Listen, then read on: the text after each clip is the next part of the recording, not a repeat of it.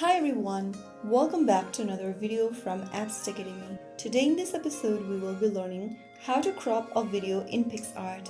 If you want to crop any video easily using Picsart, then first of all open the Picsart app on your device and make sure that you are logged in.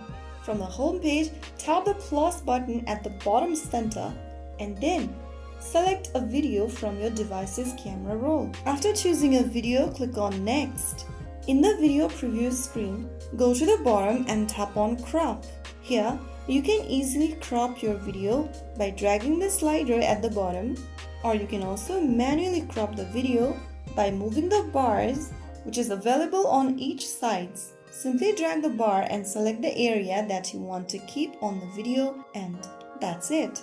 You have successfully cropped your video. Now to save your change, click on the tick mark at the top right. You can also use the preset aspects ratio if needed from the bottom menu. After you are done, tap the check mark at the top right and click on Save at the top right to save your change. So that's how you can easily crop a video using Picsart. If you found the video helpful, don't forget to like, share and subscribe to the channel. I will see you in the next one. Thanks for watching.